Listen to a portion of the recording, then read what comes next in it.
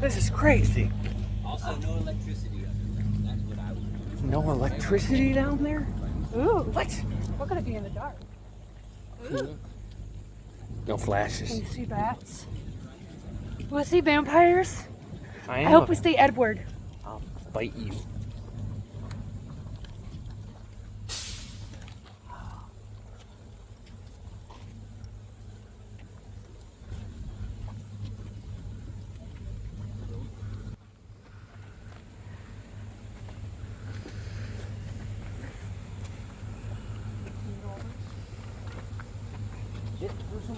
That tractor don't fit down here, you know this? I did something down here with all the leaves are gone.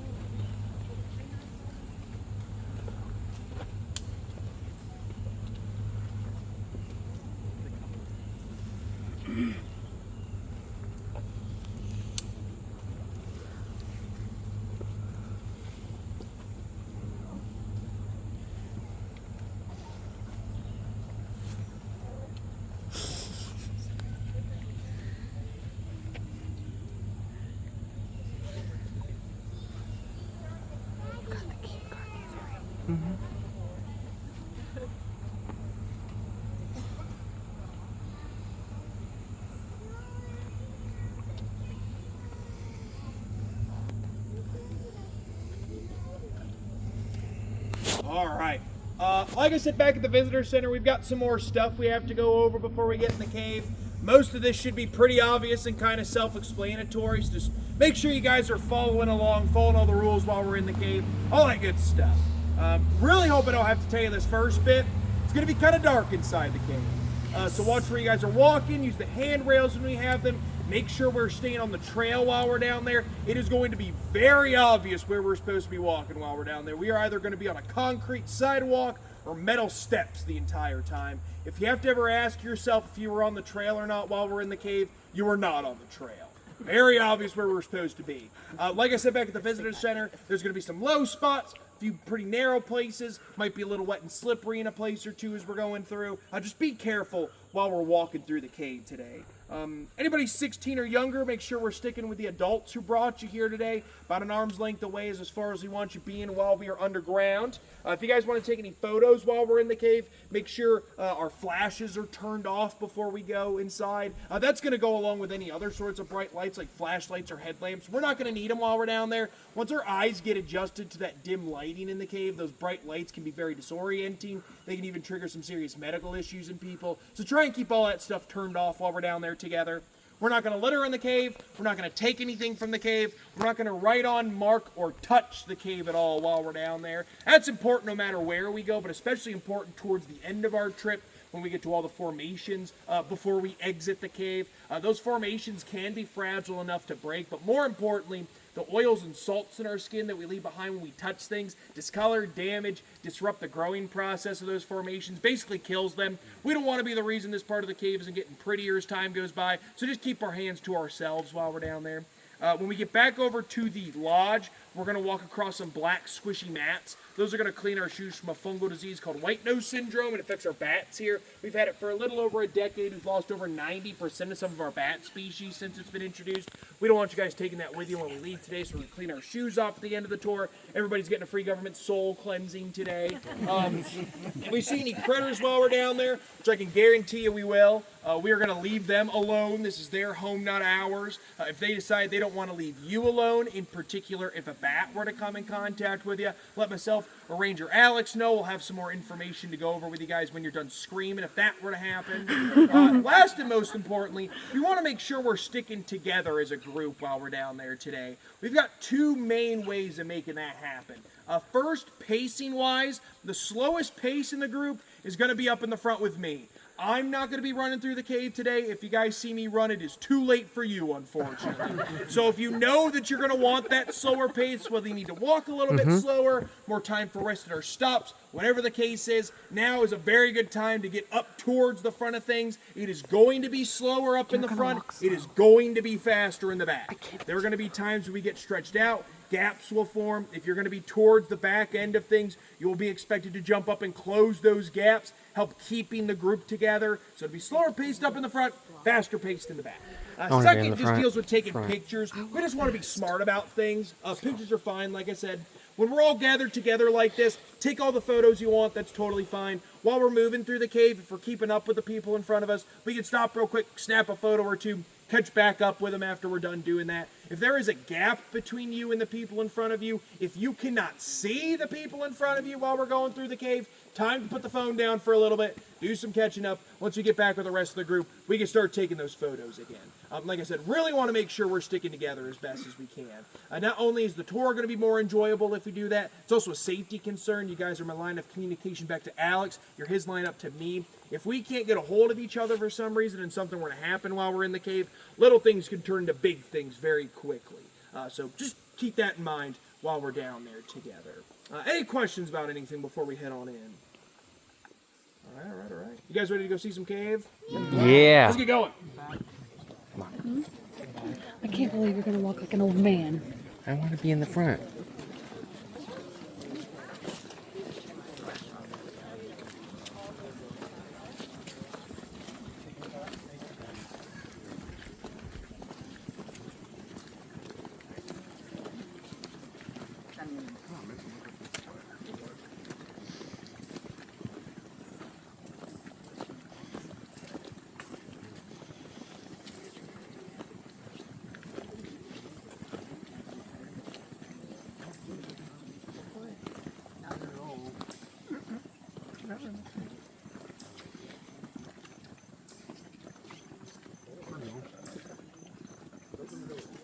Oh, wow.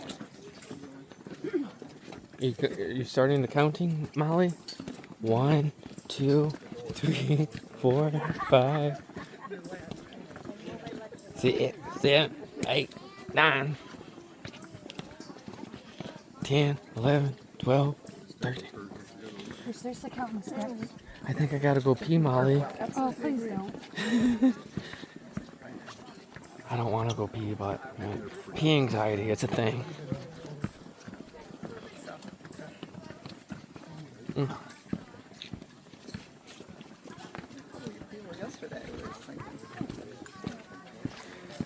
This is what we chose to do today in the simulation. Go into a cave. On vacation. Y'all need anything, you just let me know. I'm hanging out in the back. Thank you. Chilling, probably poking the bugs or something. What's your name? Alex. Alex? Nice to meet you, Ranger Alex.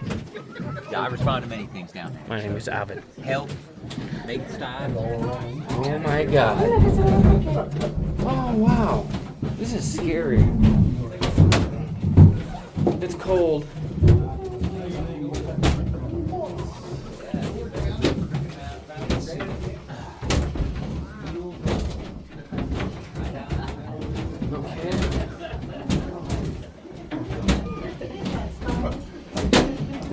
It's free air conditioning down here.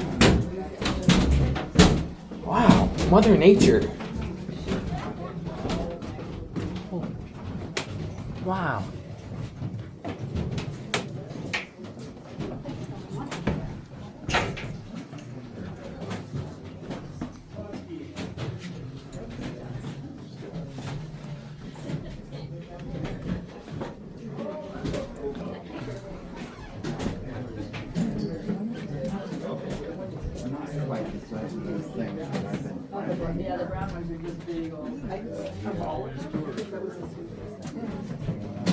We got more stairs. Okay.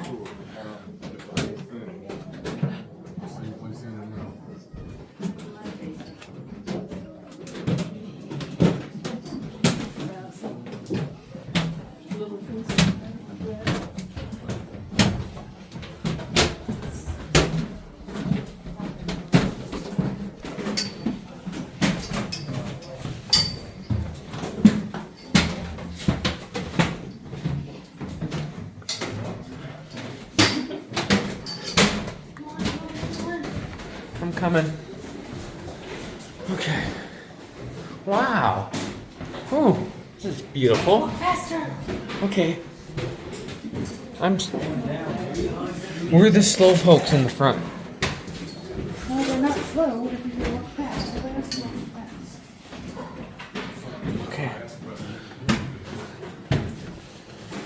no, this big. Oh my god. Oh.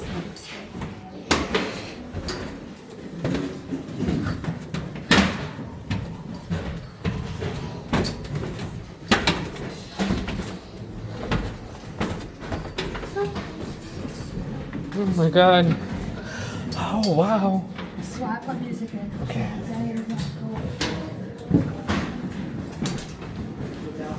Molly, this was worth it. Good.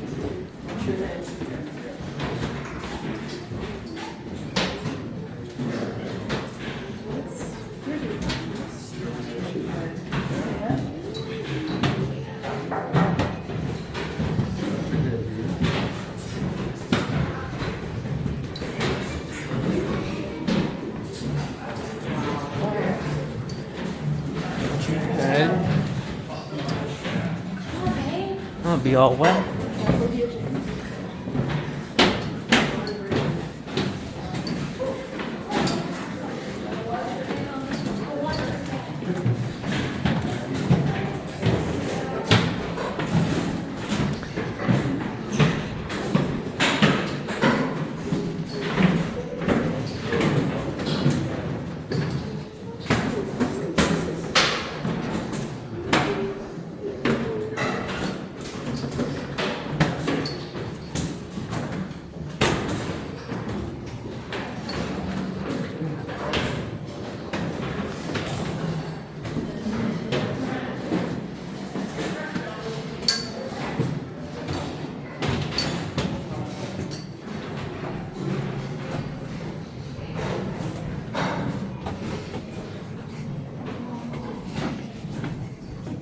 Oh. Look up. Wow. Wow. Molly, This is crazy. this is crazy. How did Mother Nature do this? God So- did this. It's God's creation. The simulation. Oh my gosh. Ugh. Oh. Oh, sorry. I was looking up and I didn't see him. Oh my gosh. It's so cool.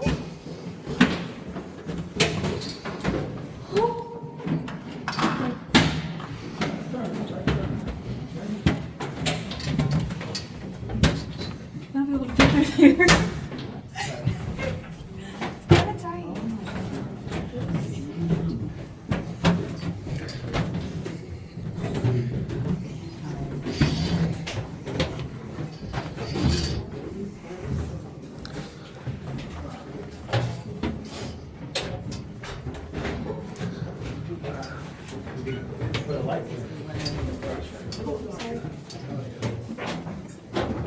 I mean, like you can see, it's the same thing, it's just that was in miniature.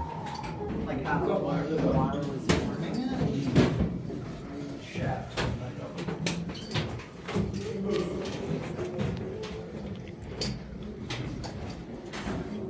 I can't even see where I'm stepping now. Okay. Both that place, it was on the road going down and also the, you know, the.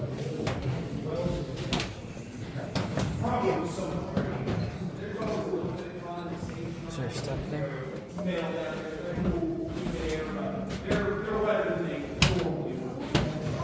We're also the first group down here today, so we're cleaning these off for everybody behind us. So they're all.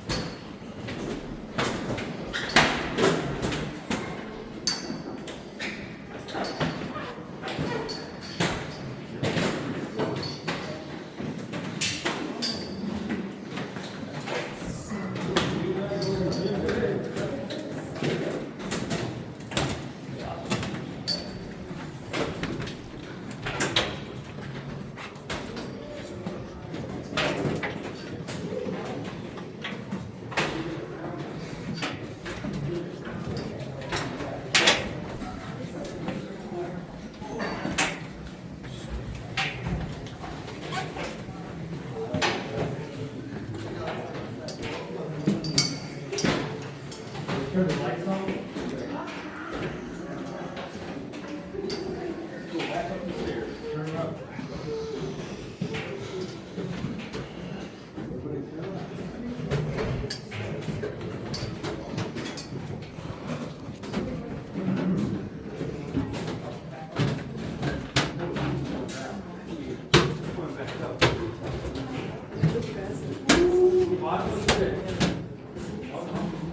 How you doing, Molly? Huh? How you doing? I'm doing great. I'm not Cool, scared. huh? This is awesome. My legs are shaking. This is an adventure, for sure.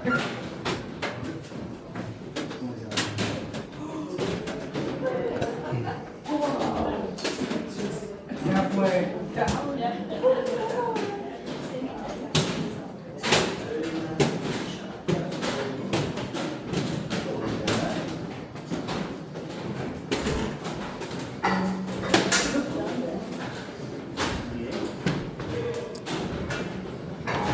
Just to think how much time it took somebody to build this.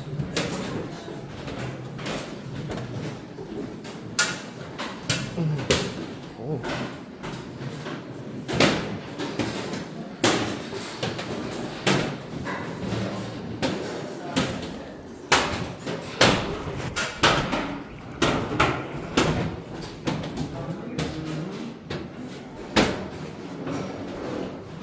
Are you coming? I'm coming. You're going really Just slow. gotta watch my steps. We can't lose each other. You know. Right behind you.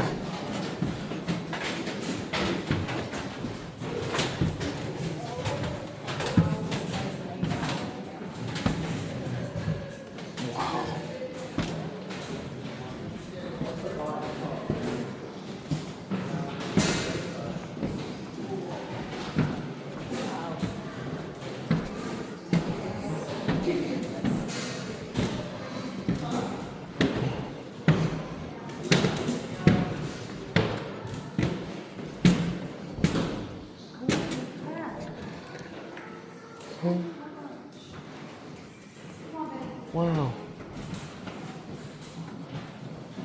Where'd it go? Come on. Are you coming? I can't see. I'm blind. Get in front of me. Go. No, get in front of me. Go. Go. Just so I don't lose you. Molly, Go a little faster. don't push me. Babe, Where we did it can't go, lose- we straight can't or lose the left? fruit. We're going together. I'm trying to stick with the group. Okay, go in front of me so I can follow you.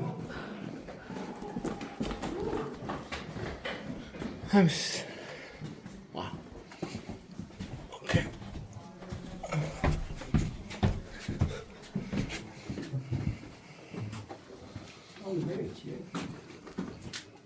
Give me your hand.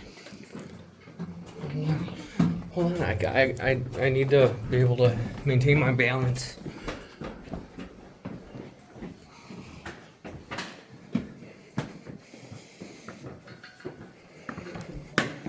Okay. Yes. So cool.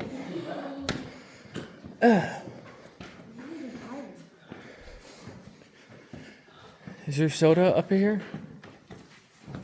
Is this the hardest one you have? This is hard. No. Really what kind of makes this one maybe more difficult than maybe you'd think is just how much step there is in such a short kind of walking distance. You know, a historic tour hasn't got very many less steps than this, but they're spread out over 2 miles, whereas we're doing, you know, that much basically, a little bit more than that in like a third of the distance. So it gets a little finickier. We did the historical study yesterday. This is nice. This is really nice. This is awesome. We did River Styx yesterday, so Okay. there was a lot. Yep. Yeah. Yeah, we don't have anything quite as miserable as the fire tower there, I don't think. We'll have, like I said, we got this big hill behind us here, but I don't think it's quite as bad as the fire tower. After we get to the top of this thing, it chills out quite a bit. Some more ups and downs, but a lot less stairs all in one go than what this is going to be. So it shouldn't be too miserable, I don't think. This is so pretty. Just like you. Yeah. I think the most, after we get to the top of the hill, I think the most we do is like, yeah, Grand Avenue tours come up from there. That's our most strenuous walking tour that we do. It's a 4-hour, 4-mile tour. They go in through an entrance about 3.5 miles down that way or so, and they pop out where we come out. So from here on, we do the very end of a Grand Avenue tour. We see the same part of the cave as them. What's up? What percentage of the cave system is walkable, like doing trails with a guide? We tour about 12 miles a cave, so it's less than. Wait, hold on. I want to do math real quick. No, I was right. It's less than 3% of it. Really, a lot of that. The whole cave's 426 miles. There's that much cave down here. A lot of that is not very easy to get to. Everything that we take, especially the walking tours through, you might have to duck down some, you might have to go up some steps and things like that, but you're not doing anything too super duper crazy. To get to a lot of that 400 miles is crawling through little dinky holes in the side of the walls and things like that. And we also, what we use today is what's been historically used over the last couple hundred years of tourism. I don't think they'll ever open up like a newly discovered section of cave for tours. Us being down here isn't necessary. Like just being down here, like one group, isn't like the most negative thing in the world for a cave. But hundreds of thousands of people coming through here every year, millions of people over time, that can have a very big effect. Right. We want to keep that kind of, toned down to sort of the places that have already been messed with historically. So there's a possibility that we could open up tours to more places in the cave that used to be toured that we just don't have like the infrastructure there, or it's deteriorated to the point that it's not safe to go down anymore. But a lot of people want to go see all 426 miles of the cave. Wow. That's never going to happen. That's crazy. Nobody's ever going to see all of the cave. That's like a full-time job to do some stuff like that. We show off what we can because, like I said, it's been used historically. You see basically everything there is to see down here, at least an example of it, and just leave the rest of the cave to do its thing. Really going through a lot of it's going to do more harm than good in the long run anyway. So. Doesn't some of it require scuba gear? Some of it would, yeah. There is some, the very lowest levels of the cave are kind of just constantly flooded. That's where the rivers that carve the cave out, they're at the very lowest depths of things now. Most of the underwater stuff, I'll say, is unexplored. Cave diving is not the safest thing in the world. There's not too many people really qualified to do something like that. So most of the underwater stuff isn't very well known about, especially when, there's loads of dry cave to go see and do that. All it takes, is squeezing through some little holes and things like that. That's a little less crazy than diving down into some little dinky holes under all this water down here. But yeah. Anybody else got any questions while we're waiting for folks to catch up? You okay? Have people scuba dived in underwater caves? I know that There are sections of it. There's the only one that I know for sure that's had a person through it. Down the hill from the visitor center, there is a trail called the Echo River Spring Trail. Mm-hmm. The Echo River is one of the underground rivers that flows through the cave, and it exits the cave back up to the surface around that trail and flows to the Green River, where it eventually empties out into, a surface body of water. What was that? What trail is that? The Echo River Spring Trail. It's just about maybe a couple minute drive from the visitor center to get there. It's down by where the ferry should be, other than, the ferry getting taken out by the flood back in the spring or whatever. But they've gone in through that entrance a few hundred feet or a few hundred yards or something like that. That's the only bit of always underwater stuff that I know somebody's been through. I'm sure they've done a little bit of other stuff. They've taken some like submersibles down here and tooled them around and looked at a couple things as well. But like I said, the vast majority of the underwater sections of the cave remain unknown, and they most likely will for a long time. Have people lived on? I know people were under here for long periods of time, but at one point, did people ever live? Not really, no. The Native Americans are really would have been the only people who would have really had the chance to live down here. We don't have any evidence that they were literally living in the cave. They were certainly coming down here a long time ago, doing a lot of stuff. Not in this section of things, but over through the historic entrance. They were all over there thousands of years ago. But we don't have any evidence of any long-form human habitation of the cave anywhere. I wouldn't be surprised if they used the entrance of the cave over there, big rock shelters. They use those all over the place for shelter. But once you get further in, then you can really, see. Yeah. It's kind of a miserable place to be, really. You got to have fires going constantly to either see or stay warm. You got to go back up to the surface anyway for food and water. So we don't have any evidence that anybody ever lived down here anyway. What time do we got here? All right. What did you guys think of that first bit there? Yeah. I think that's my favorite part of the tour is what we just did. I'd say it's all downhill from here, but we gotta go up this hill here in a second. I want to welcome you guys to Mammoth Cave, though. We're standing in the longest known cave system in the world right now. We've got 426 known miles to this place currently. We can go to any one of those from right where we're standing if we really wanted to. We're going to start off talking about the history of the section of the cave that we're going to be walking through today. Mammoth Cave has thousands of years of human history. The first time a person stepped foot down here was about 5,000 years ago. This section of the cave is pretty relatively recently discovered, though. This has only been known about for about 100 years, what we're walking through today. The last private owner of this section of cave before the national park was created was a guy by the name of George Morrison.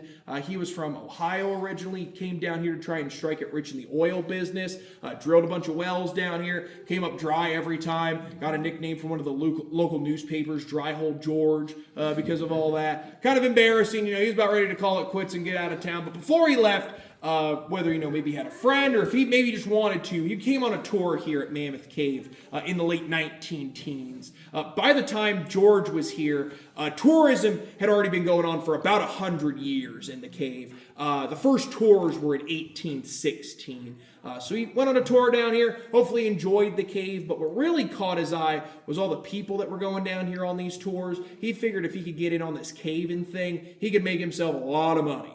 So he does some investigating, tries to sort of figure out where the cave goes, what direction it travels off into, goes on some more trips, kind of makes some sort of crude maps and things. Eventually he gets a pretty good idea, gets some investor money to come buy a big chunk of land out here, and in 1921 starts looking for a place to find himself some cave. And he comes upon that big sinkhole that we entered into at the door at the top of the steps. Sinkholes are a very good sign that there's probably some cave underneath there. The sinkhole itself is just collapsed open space underground that couldn't support itself anymore. If you go down deep enough, though, you might still find some intact cave. Water drains out of the bottom very nicely. If we get a big rain, it can kind of pool up at the bottom, but that water drains out eventually out the bottom of the sinkhole. The water's got to go somewhere. And also, sometimes in the summer when it's really warm, you can feel a lot of cool air kind of drifting up from the bottom of the sinkhole as well. All that put together tells George that's probably a good place to find some caves. So he takes his favorite caving tool, about 20 sticks worth of dynamite, blasts a hole in the side of the sinkhole. And once the dust settles and the smoke clears, he sees the big black void of cave beneath his feet. George, he's a pretty brave guy, so he takes some rope, ties it around probably like a trunk of a big tree down there in the bottom of the sinkhole, takes the other end and ties it around his nephew Earl, tells Earl to go down and see what's in that big hole that he just blasted open.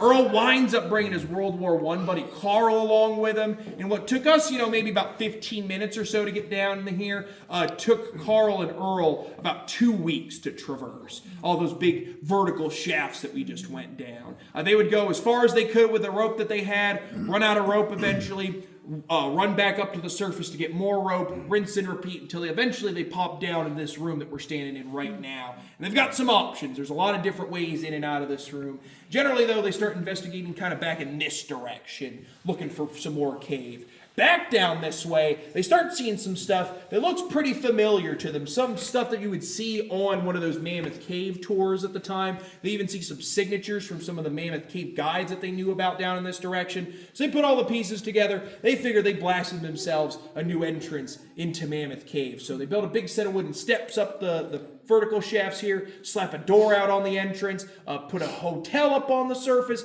built a sign out along the road that says, "Come see the new entrance to Mammoth Cave." And George Morrison starts running tours here in 1921, shortly after he blasts that entrance open. Mammoth Cave is not really too happy about that. The Mammoth Cave estate, who owns the historic side of the cave near where the visitor center is today, they weren't too happy, especially about him using that Mammoth Cave name. They actually ended up suing him over it, but because George could prove that this is the exact same cave, just a different section of it, he's able to keep using that name while he does tours in here through the 20s and early 30s. In 1926, the national park here is authorized by Congress.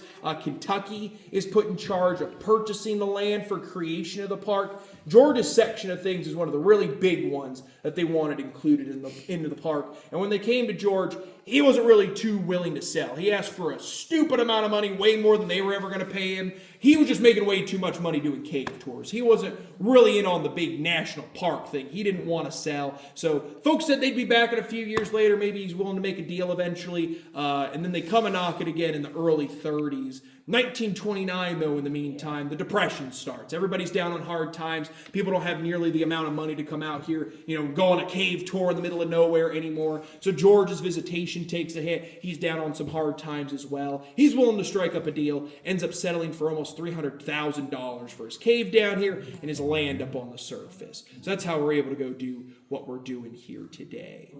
What's up? So was it all just a part of it was owned by him, and then now obviously the whole parks owns all of it, or was it? The park does not own all of the cave currently, anyway. Are there private owners? There are, yeah. The park. All the cave that is contained inside of the national park today, the Park Service owns all the land within the borders of the park, but the cave has gotten so big now that it actually spills out of the park boundaries. Back when the park was originally created, all like 40-ish miles of the cave were contained in the park then, but it's gotten so big that there's, I think, close to like 100 miles of the cave that sits outside of the park boundaries today. So there are plenty of private people, whether they know it or not, that own sections of Mammoth Cave under their houses or farmland or whatever. All right. We're going to talk some more about the cave itself as we get a little further into things. We do got to climb up this big hill, though. We'll have some benches up on the top that we can take a rest at, and we'll talk some more about some cave stuff when we get there. You guys can follow me.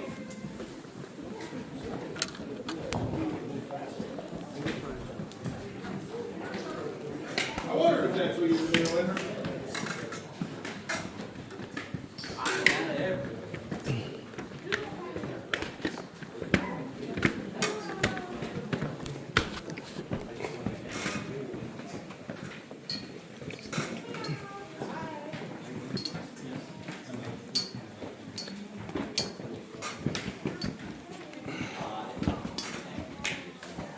Wow.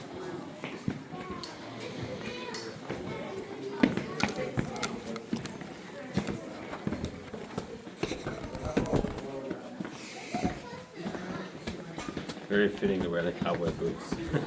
And they're steel toe. Oh, right. I know, I was going to bring my work boots, and I was like, no, that's not going to work. We just came from Nashville, so we go for work. We went to that Jelly Roll I'm heading concert. there later today. How was it? It was great. We were front row, man, and we pretty much like touched Jelly Roll. Oh, you went to Jelly Roll night? Yeah, we got I to see took Jelly my, Roll. I gave him my poem last night. You gave him your what? My poem. I wrote a poem for him. Oh, really? Poet. Damn, I should have went there yesterday. Yeah, the Opry. Dude, you missed out.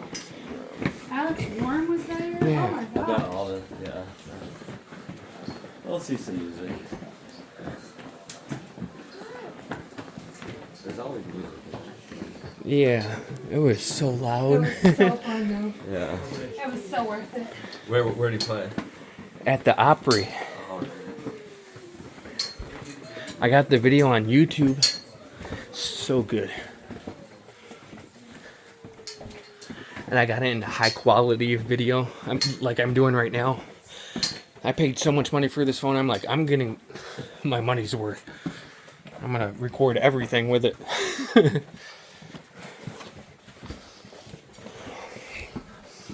Oh my god. This is hard to walk down.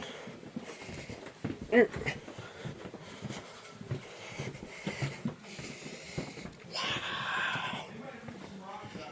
Beautiful. Okay.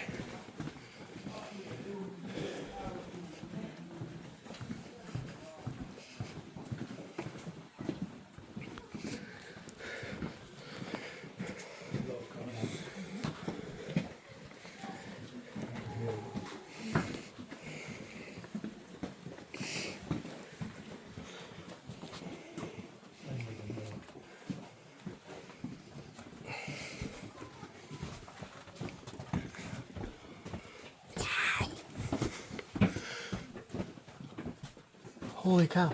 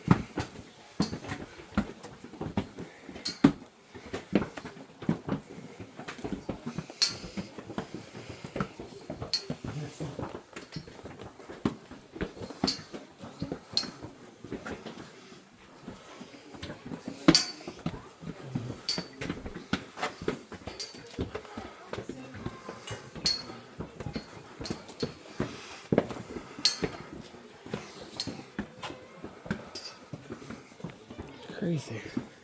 Molly, wait up. Molly, I'm coming. Your little legs are so fast. Welcome to the country life, man. Welcome to the cave life. Ooh, I don't like walking down this.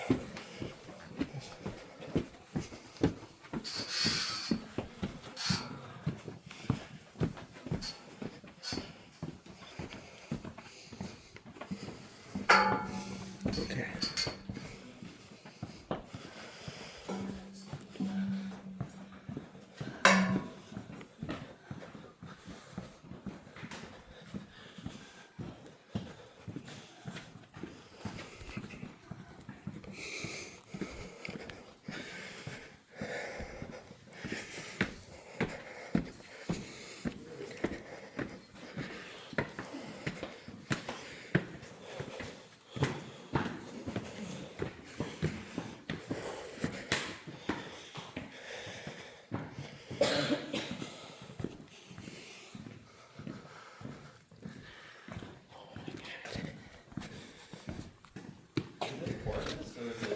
What was that?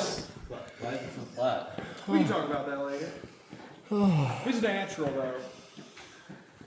Molly, I'm The only sweating. thing that we've good? really changed any large amount is the floor. Okay. You know, the floor might be a little higher or lower than it naturally should be. They obviously, had to move some rocks out of the way to build some of this stuff. The actual rock structure of the cave, the walls and the ceilings are basically all natural. So style. What was that? Heavy rains coming, this flood as well. Nowhere where we're going Stalagmite, flood. stalactites. Down there in Grand Central Station, that was our deepest point. We're still like 100 feet above the average water table. So that, nothing that we're walking through minus, I guess, the steps at the beginning. Some of those little trickles of water that we see, those can turn into like waterfalls, like not really flooding, but obviously a lot more water than normally would be going through there. But the vast majority of where we're going hasn't seen large amounts of water in millions of years. This is all pretty dried out stuff nowadays. Okay.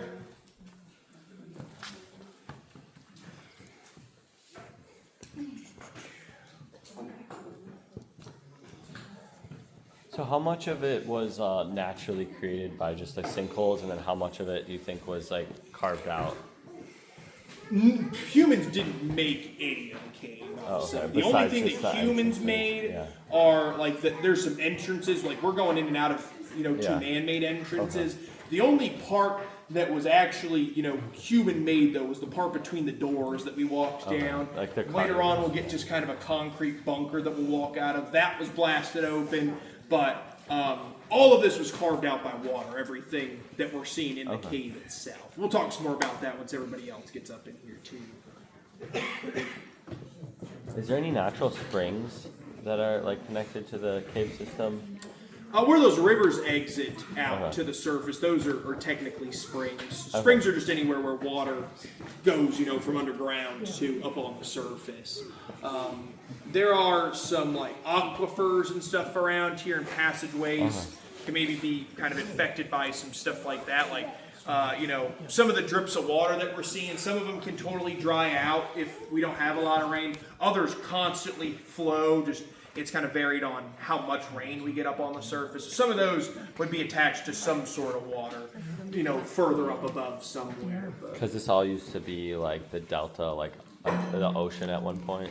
When the rock was forming, this Yeah. was an ocean, yes. That'd be long before, even the cave, started being formed or whatnot. But yeah. What's up? Would you ever have you guys ever considered making this like a shelter for major like storms and stuff? I don't know if there's ever been where it'd be like a publicly accessible thing like that. I guess if something bad enough were to happen, I'm sure they would, do something like that. I'll say when I used to live in the park and I was a seasonal a few years ago, this was my plan if, a tornado was ever going to come by. I was going to go run down into the historic entrance by the visitor center and hang out for a while. They did have plans back during the Cold War that this was going to be a fallout shelter of sorts. They had supplies down here for I can't remember if it was a few hundred or a few thousand people, but they had supplies down here for a while. But eventually they figured out that this wasn't the greatest place in the world to have something like that. The cave might be able to take like a nuclear blast itself, but all the radiation afterwards is going to get down here in one way or another. Most likely through the air that we're breathing. All this comes from the surface. The cave just naturally circulates air through here, so that radiation would get down here one way or another. So you might, survive the blast, but you probably wouldn't last too long down here afterwards. So, like I said, I don't know if there's any like actual plans of anything like that ever actually happening down here again, but I'm sure if the need arises, something like that could theoretically be thrown together later on. Yeah. What were some of the like more like natural minerals and stuff that was like found and discovered here, like besides like diamonds and? We don't have anything crazy like that. The real world is not like Minecraft, unfortunately. You can't just go dig a hole and find diamonds all over the place. The only minerals that we have down here, there's some evaporite minerals that form from water evaporating out of the limestone around us. That only happens really in like very dry parts of the cave. There's some gypsum down here that grows in places, mirabolite, epsomite, some other things like that. The formations that we're going to see at the very end, you can call those calcite. Those are made of calcite. That's the same stuff that all the limestone's made out of. But no valuable minerals, especially down here. Nothing too crazy hanging out down here. What was that? No gold. No gold, unfortunately. No. Wrong kind of rock for stuff like that. We don't got any cool weird cave minerals or anything down here. No. I'll say this again, but the real world is not like Minecraft, unfortunately. What was that? That's good. You can go dig your diamonds in Minecraft, my friend. To get those, you gotta, the closest place down in Arkansas to go find real diamonds. Yeah. You got bones? There's probably a lot of bones down here. You can find some of that sort of stuff for sure. Yeah. Have they ever found like fossils or anything? There's a lot of marine fossils in the limestone from, when the rock was forming. There has been a lot of people asking about like if we found any mammoths or something in the cave. There's none of those down here. There's not an entrance big enough for a mammoth to walk into. But there are some places where Ice Age fossils have kind of been brought into the cave through like water and stuff like that. They found a a short-faced bear down here, I think, that was washed in through a sinkhole or something, most likely. No mammoths or anything, but Any some stuff. dinosaur bones or anything? There'd be no dinosaurs down here. The rock's way too old. It's the wrong kind of rock. Dinosaurs are terrestrial creatures, so you gotta have, land rock, sandstones and some stuff like that to make some dinosaur fossils. This is older than dinosaurs. The oldest rock down here is about 100 million years older than even the earliest dinosaurs. So this is happening long before dinosaurs were ever a thing. What's up? Are you gonna talk about the ceiling over our heads here? We can, yeah. Let's just kind of incorporate that into everything here, I guess. We'll start talking about some stuff. I appreciate all your guys' questions. I do have to start yapping about other stuff eventually, unfortunately, but I appreciate all of them for sure. Make some cave. You need a couple different ingredients. You need the right kind of rock. You need something to get rid of that rock. You need enough time to take place for all that to happen down here. We've got all of that in abundance inside of Mammoth Cave. Rock-wise, every single rock that we're seeing down here is all limestone. You guys can name every rock in Mammoth Cave now, so congratulations for that. This limestone formed under a shallow ocean that used to cover this part of the world over 300 million years ago. We found a lot of marine fossils because of that, a lot of corals, crinoids, brachiopods, gastropods, even some really old sharks down here inside of the cave. The cave itself started forming much more recently. The oldest passageways down here began forming between 10 and 15 million years ago. And everything that we're walking through today, this was all carved out by water. We're basically just walking through abandoned river streams as we travel through the cave. All the rain that we got this morning, all the snow that we get in the winter, it all winds up in the Green River eventually. It's the main river through this part of Kentucky. It cuts right through the middle of the national park. Unlike most places, though, where we're used to water traveling over the surface to get to where it's going, a lot of the water around here gets funneled underground through things like sinkholes and flows through this limestone on a trip to the river, and in doing so, carves out the cave. Everything that we're moving through would have started off as just a small little crack in the rock, but as water kept moving through those little cracks, they would get bigger and bigger and bigger till we're seeing what we see down here today. Because of how it's formed, the cave is also multi-leveled. The Green River controls the basement of the cave. The cave can't go any deeper than the river is outside. When the cave started forming, the river was flowing much higher in its valley. The water down here was flowing much higher through these upper level passageways. But over time, the Green River cuts down outside, so the water down here cuts down to follow along with it. Today, if we wanted to get to where those rivers are, we need to go maybe about 150 feet beneath where we're standing right now to get to the very lowest levels of the cave, where the rivers are still down here doing their thing, carving out new cave, widening existing passageways. It's not a very fast process. We're not going to come in here tomorrow and find 10 new miles of cave that just opened up or anything. But, if you guys are still around in like a million years or something, definitely recommend you come back on another cave tour. There should be a whole other level or more of cave beneath what we know of today. As the river keeps cutting down outside, the water in the cave can keep cutting down as well. There's still plenty of limestone that the cave hasn't touched to make more cave out of. So we're both finding new cave every year. Very slowly over time, there's also more cave being made. A lot of the features that we're seeing in this room in particular kind of come about after the cave forms, I guess, at least when water's done doing its job through here. We are not standing in a place where water was literally flowing through here. Water would have been flowing beneath our feet here. We're going to notice as we go up and over this hill off to the side, we're going to exchange all these really broken and jagged walls and ceilings. So these really nice, smooth, carved out walls. That was the actual tube where water was flowing through. Over there, it could support itself. It's still sticking around till today. Where we're standing, though, it was not stable enough to support itself, so it collapsed on top of itself, forming this kind of upper chamber where we're standing now. The process of rocks falling and whatnot is called breakdown. The big piles of rocks that we're walking past are also called breakdown. All these big boulders that we've been moving past at one time would have been attached to the walls and the ceiling. From that process, we get some of the things that we're seeing in here, like this nice big flat ceiling. Limestone is laid down in layers. You can see that pretty good on the wall here. We see these pretty definite kind of boundaries between the layers of limestone. These are called bedding planes.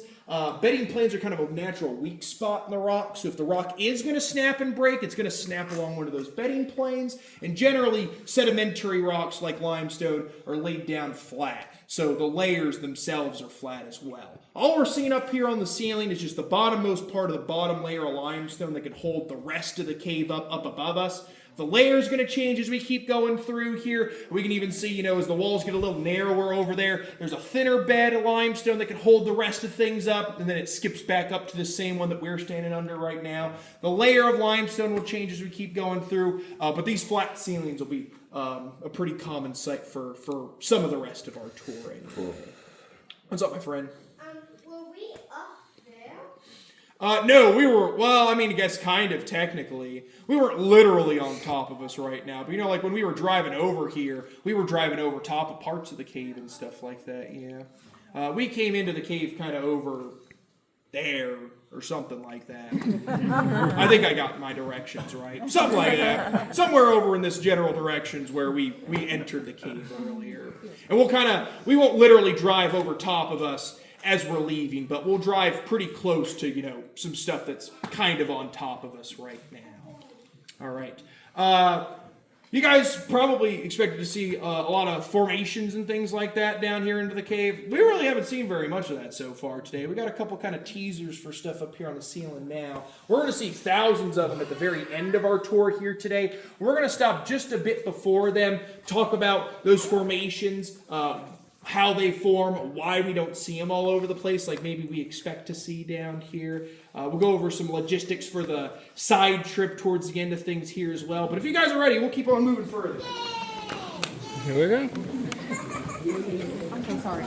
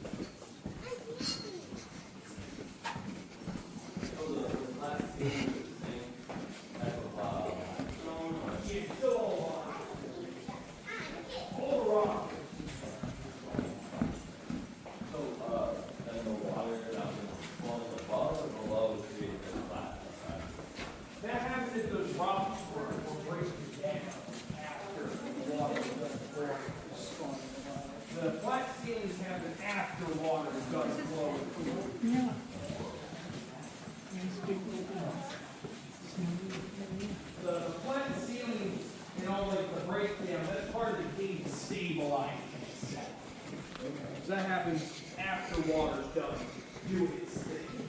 And then above it is more solid. There's solid lines above. I don't think there's any higher where we are in this area. And the reason it's structurally sound is because the water has the ceiling above the water, right? Yeah, every gravity stays hold all the rocks is going to. Everything else is kind of chilling and hanging out for that. Rocks falling nowadays are not a very common thing by any means. How long, 1,000 years ago, was there more water moving movement throughout the canyon, do you think? Not where we are. This stuff forms.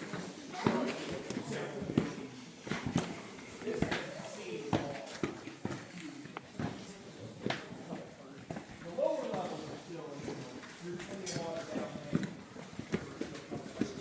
This has been dry for a very long time.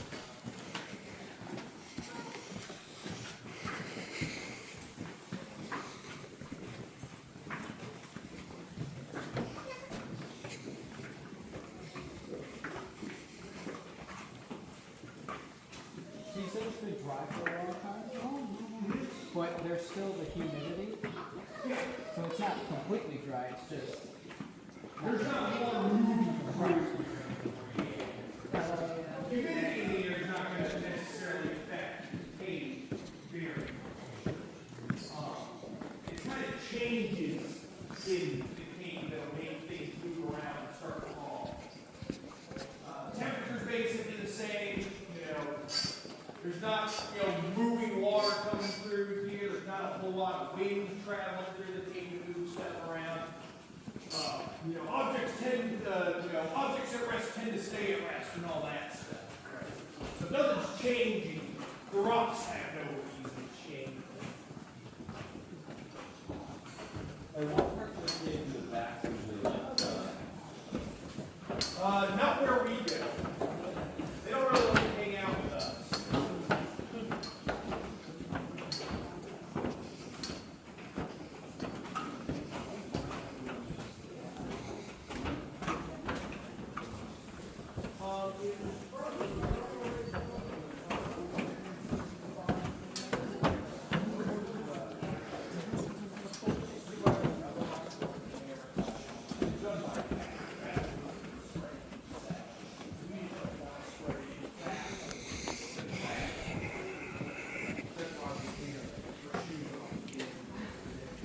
In North America for about 20 years now, and most of North America has been exposed to at least the U.S. and Canada.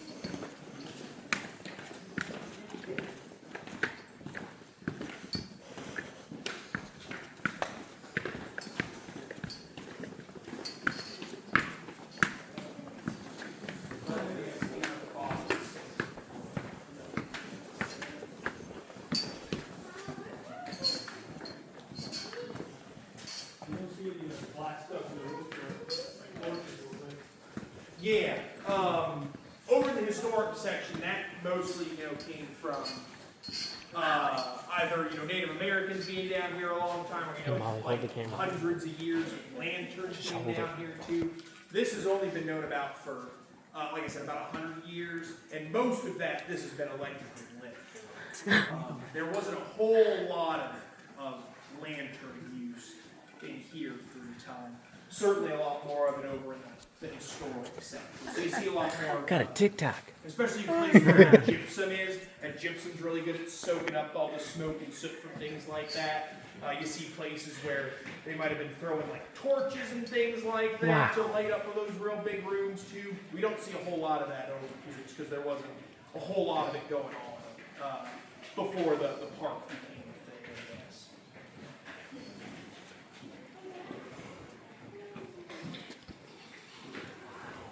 As we're moving in here, guys, try and kind of fill some of the space up in front of us. I want to make sure everybody can see down the other side of this hill once everybody joins up with us over here. Has everybody got any questions about anything while we're waiting for the rest of us to join us? Yes. What's up? Does this overlap the frozen Niagara?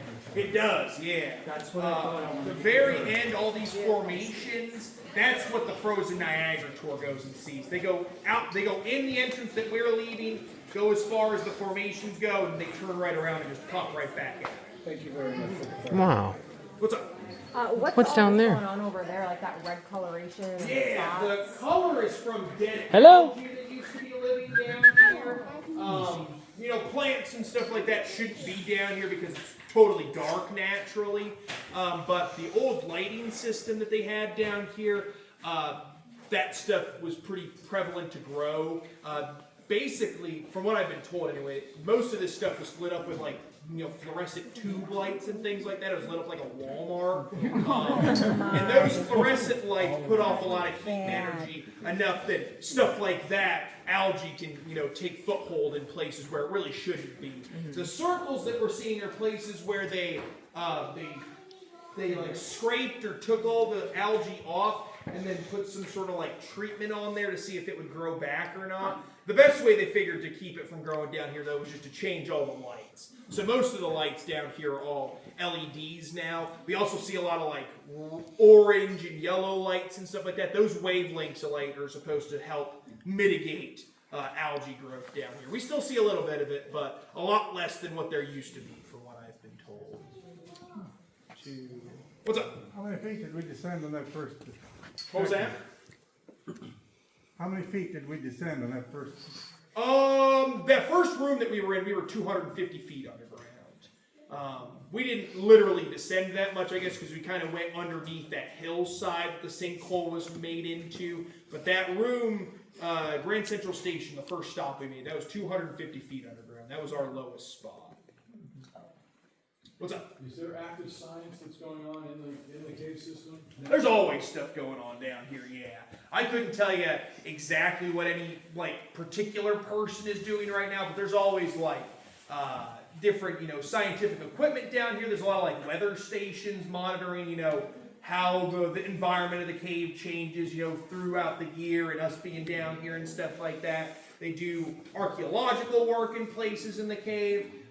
They do some paleontology work down here as well. Kind of the cutting edge of that here is looking for those sharks that I mentioned before. Just in the last like 5 years or so, there's been kind of like a shark renaissance down here, I guess. They found about 70 different species of shark in the cave. A handful of those have been new to science. You know, first discovered here and nowhere else. So How cool. there's a lot of stuff going on down here. I couldn't tell you everything, but this is one of the most well-studied caves in the world for sure. There's always something going on down here. And I can confirm about in the early 2000s when I was here, the lights were white. They were much brighter. Yeah, that's the big thing. From what I've been told, it was way brighter back.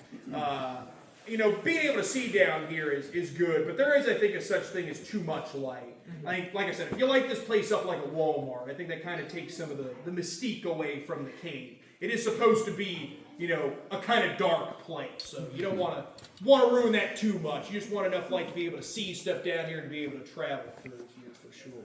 All right. We got a couple more twists and turns to make once we get here before we start seeing some formations, but like I said, we're going to see loads of them at the very end here. Those formations grow kind of the opposite way the cave is formed. Instead of water getting rid of rock, water brings rock back into the cave. Rainwater and whatnot will work through the limestone above us, dissolving small amounts of that as it travels down here. And if that water's moving slowly enough, it's going to redeposit that rock back into the cave.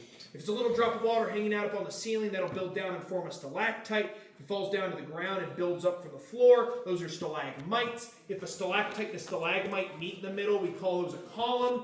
Some places in the world you may hear those called pillars. I was told when I got to Kentucky, we call them columns down here. Pillars are what we sleep on at night. We're going to see a bunch of flowstone, places where water was flowing either down the sides of the cave or maybe over some big boulders, leaving kind of a frozen waterfall look to it. The frozen Niagara is a big chunk of flowstone that we're going to see. Looks like a big frozen waterfall, hence the name. We're going to see a bunch of other things, draperies, brimstone dams, soda straws, cave bacon, cave popcorn, a bunch of other things. It all forms the same way, more or less. Water slowly redepositing that rock back into the cave. To give you an idea how slow that is, about a cubic inch, about the size of a s'mores marshmallow, will take a few hundred years to grow down here. We're going to see some formations that are a lot of marshmallows big. You guys can do some math in your head to figure out how old those are as we're traveling through them. Why haven't we seen formations all over? If you guys have been in a cave before today, you might have expected to see something a little more similar to that. The average cave is really small, really wet and drippy, formations growing all over the place. We've kind of done the exact opposite of that so far today. Most of Mammoth Cave really doesn't have stuff like that. Most of the cave is a very dry place, as we've seen walking through here. There's a reason for that. Mammoth Cave has a secret ingredient that most other caves don't have. Everything else that we've talked about so far today, you could say about most caves we go into. Most of them are made of limestone. Most of them are formed by water in some way. We've got something that they don't have. It's nothing that we see down here in the cave. We just kind of see the effects of it. No. But above most of the limestone that we've been walking through, there's layers of sandstone and shale that got laid down on top. It acts like a roof that keeps most of the surface water from getting down in here. We've had a couple of, leaky spots. We'll have a couple leaky spots. Going down the steps at the very beginning, you guys might have got dripped on a couple times. That sinkhole that we entered into punched a hole through that roof, letting water get down into the cave. That water is moving relatively quickly, eroding out those big vertical shafts, those pits and domes that we saw, and not leaving stuff behind. At the very end here, we're going to exit out into the side of a valley. That valley has cut down that for the last couple hundred feet of cave, that roof is either gone or it's broken up enough that water can get down in here. And some of that water is moving slowly enough to leave these formations behind. If we didn't have that roof, there'd still be a lot of cave down here, but we most likely would not be the longest cave in the world anymore. Formations and the water that creates them are very good at breaking the cave up into smaller chunks over time. Formations can grow so big they close off entire passageways from one another. Collapses are more likely to happen in places where there's water moving around, formations growing and shifting weights up on the ceiling. So if we didn't have that roof above us, we'd have a lot of cave. It'd probably be very, very decorated. But instead of being the big continuous 426-mile system that we have today, it'd be several shorter, disconnected caves over time. Formations are very cool, but they're not really that rare. Most caves have them. We've got some in small amounts down here. There's only one 426-mile long cave in the world. It's the one that we're inside of right now. So just because these formations are the last thing that we're going to see down here today, I don't want that to be the image of Mammoth Cave you guys take home with you. That stuff is very much the exception down here and not the rule. These big, dry, undecorated rooms that we've been walking through for the last bit, this is what most of Mammoth Cave looks like. This is really what makes Mammoth Cave Mammoth Cave. So just keep that in mind as we travel through the last bit here in a minute. What you got, my friend?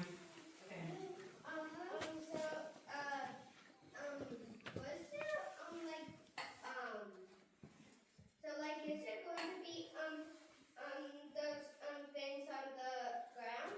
There will be. There are going to be a lot of formations all over the place. It'll be hard to miss them. We'll see lots of stalactites, a lot of stalagmites, a bunch of other stuff. We're going to see thousands of formations at the very end here for sure. In a second here when we leave, like I said, we got a little bit of a walk to do to get to the formations, but we're going to see a little bit of a waterfall coming out of the ceiling eventually. That's called Shower Bath Springs. That is where the optional side trip comes into play that I mentioned back at the visitor center. There's going to be a big set of steps off to our left-hand side that'll take us down to the drapery room. 48 steps down one side, 48 up the other side. I definitely recommend it if you guys are feeling it, but you don't have to go down. If another 100 stairs is not in your stair budget for the day, I don't really blame you. But the optional stuff will be to the left. If you don't want to go down, you can just hang out in kind of the main part of the trail as folks go up and down and back up. I'm going to hang out down in the bottom of the drapery room with you guys. Alex is going to jump up to the front of the group, and he's actually going to lead us out of here. We don't have, all day to be down in the drapery room, but we do have enough time to get down there, take a look around, take a couple pictures, and then we'll start heading back up the other side, make sure the folks behind us have time to see it, and make sure we have enough time to see the last few formation-filled rooms after we get out of there.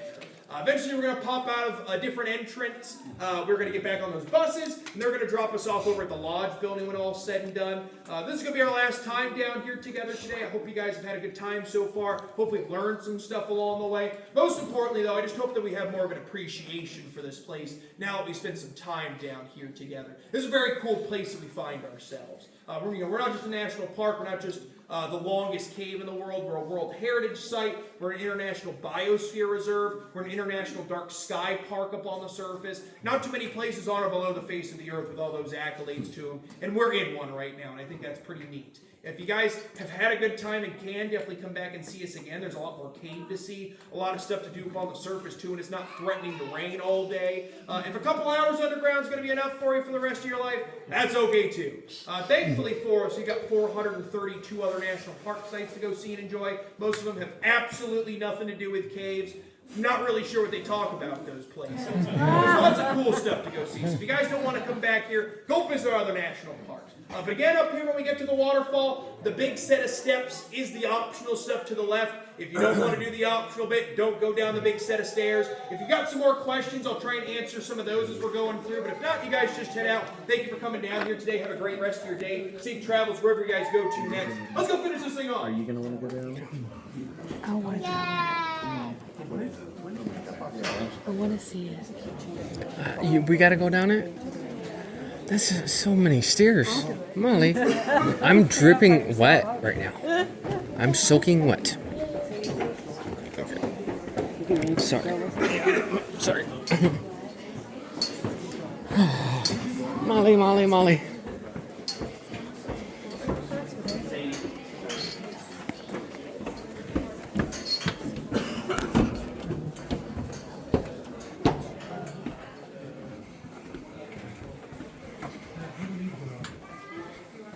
Wow.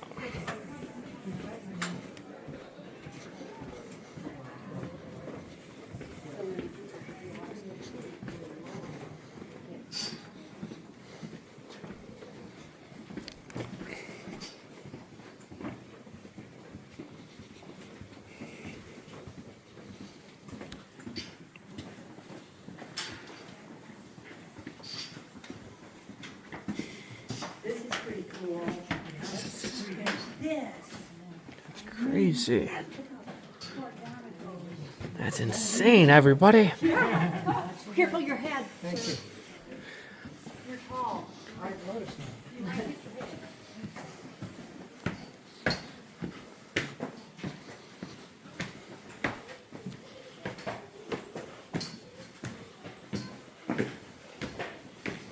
Oh, yeah, this is pretty.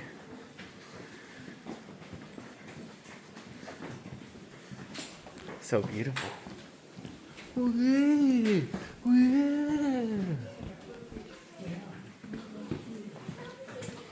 Oh my God.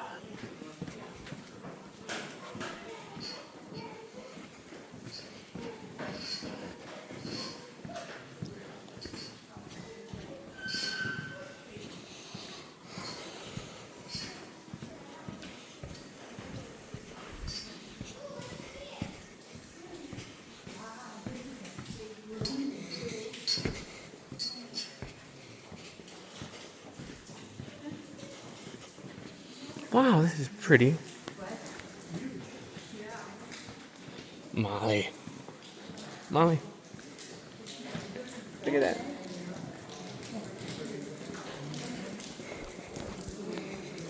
Okay. Yeah, this is where the juice is. I like this. This is so beautiful.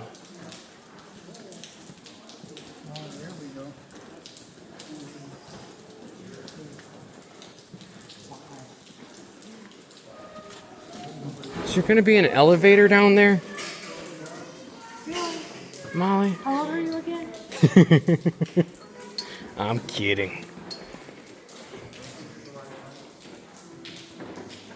Oh my god.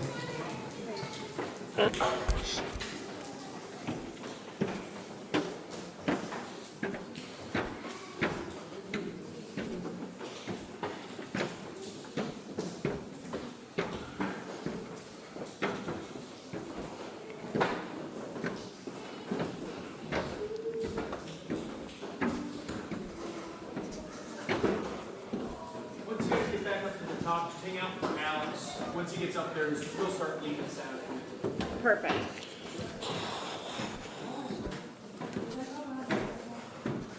I mean, we're gonna walk past the waterfall as we leave.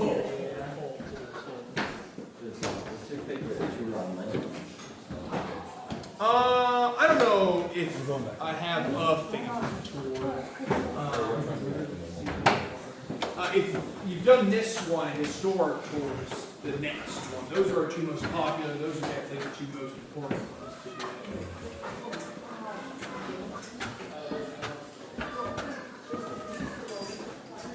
This is the bottom. Yeah. It's all up. It is all mandatory from here on.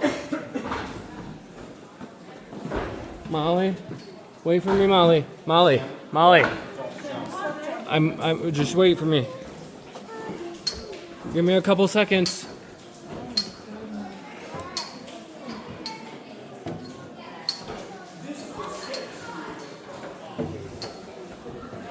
She can't wait. Ah, I'm gonna die walking up these stairs. You Hello. can do it. Ah. Yeah. I am dripping wet and sweat. Okay, what's up? Oh my god. I'm dying. Okay.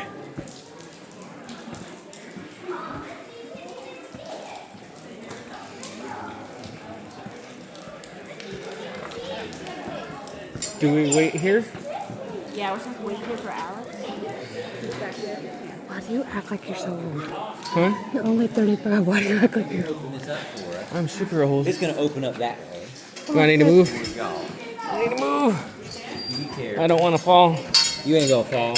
You're just gonna be in a pit. That's all. I remember you Yeah. from the front of the. From the front of the group. Yeah. Now the front again. Hopefully I remember how to get it out.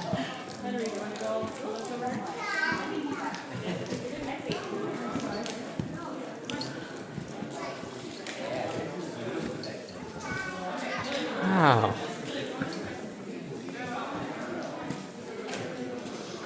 Very different.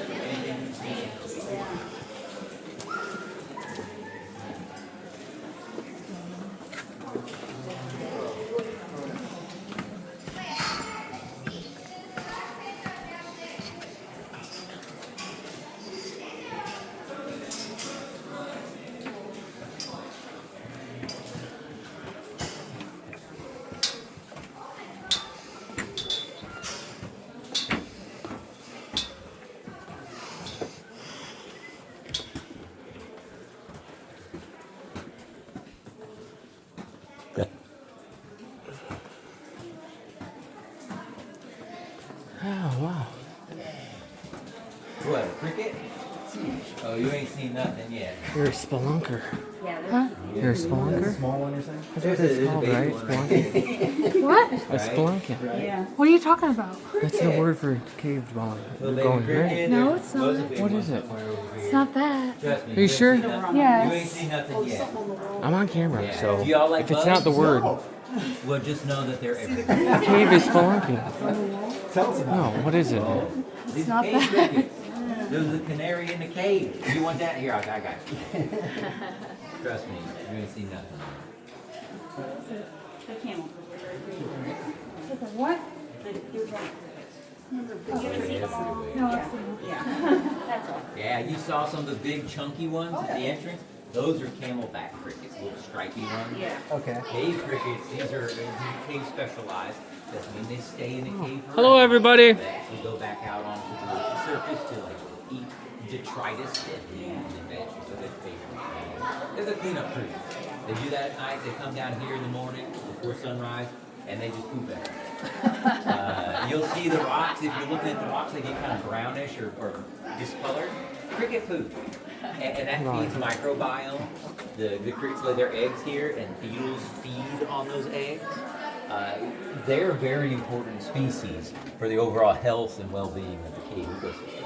So that's a good critter. And there's going to be thousands of them on the ceiling. What is the definition of spelunking? I don't know, because in these parts we say cavers rescue spelunkers. Haha. Spelunking?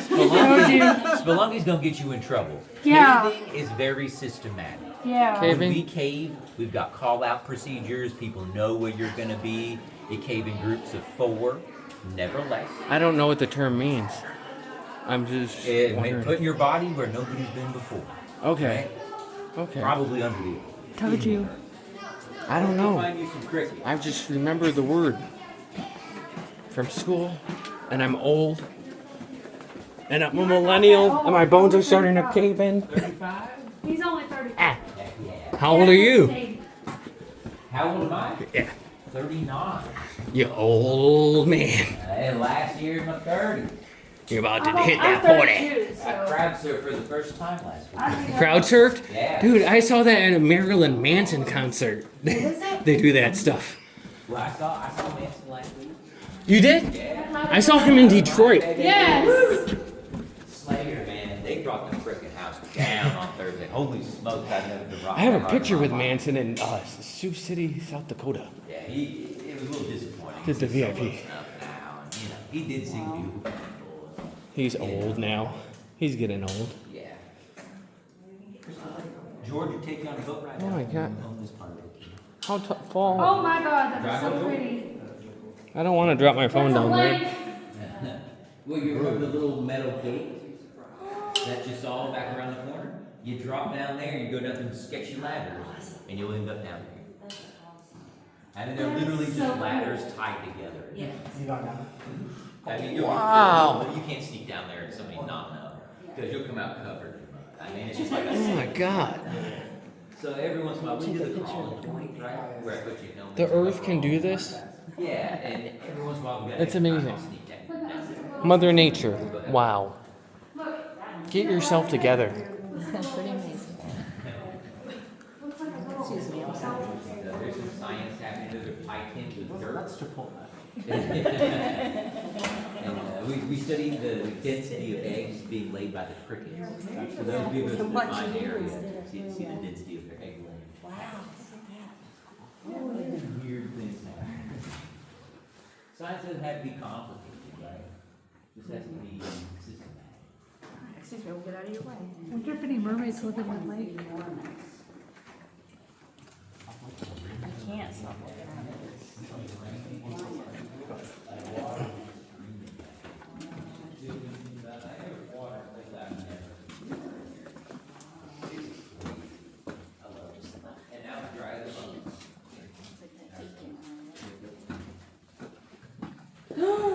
Is it cold? Cold hands off me. Oh, sorry.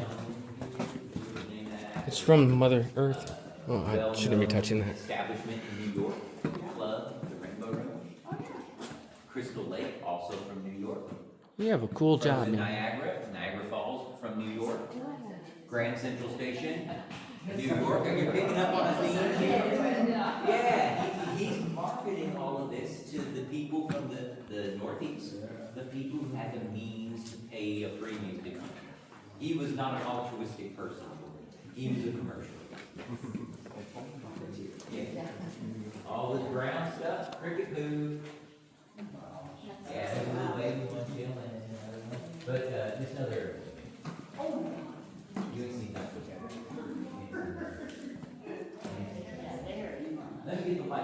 You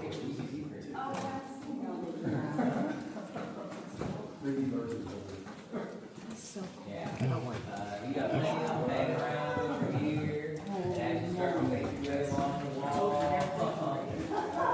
stay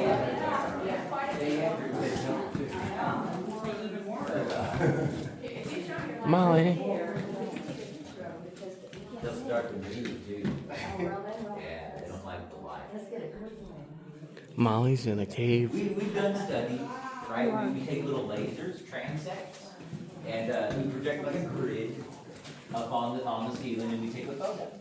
And then it's some poor intern's job to sit there and count all the crickets in the photo. Those are crickets? And that gives us a Those are density, it gives crickets. us an idea of how many crickets per area, right? And from the light, from this little post right here with this light I know. switch to the door, just on the ceiling here, we've calculated that there's anywhere between 12 and Are you 20,000 what? crickets at some points on the ceiling. Just me? This is a very popular spot then. You It's can you see burning all that bone food and fat. everywhere. That's what that is. That's what my brother would call it. All of it. More to our right hand side.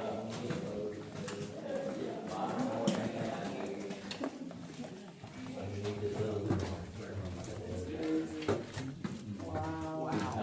And there's even more, this little, if you crouch down through here, look at all that poop. Oh my God, where to look. If you look on the ceiling here, crouch down, I mean, you just got. Oh, yeah. You got. Oh, that's great. You can see the It's cricket poop. Cool. What does it taste like? Ew! Tell us. I'm good. I'm good. Now, if you needed to I'm just keep your curious. bugs in the cage, That's disgusting. just know if this door doesn't open and we're stuck down here, we won't go hungry. Ooh, what bugs are those? crickets. Thousands of them. Really? You saw them? Yeah. You're kidding. Oh yeah, look at them right there.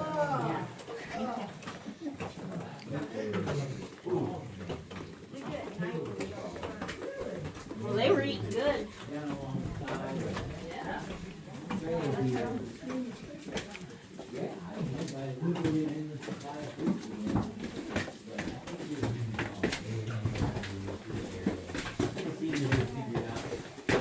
Caves might be good for a moment. A frog can't survive that.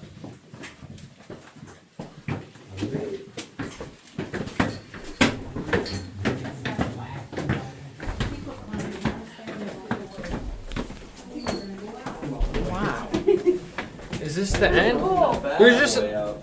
I thought it was gonna get a lot deeper. Where's the elevator? There's no elevator today. They have that there. Oh, that's beautiful. Cool. Oh, it's too hot. And that's how you get out of there? Wow. 1 hour, 27 minutes from the entrance. Okay. Good Because the video's been going the whole time, man. I'm gonna put this on YouTube. Hell yeah. HD. Viral. Yeah. Maybe. Let's get it go viral.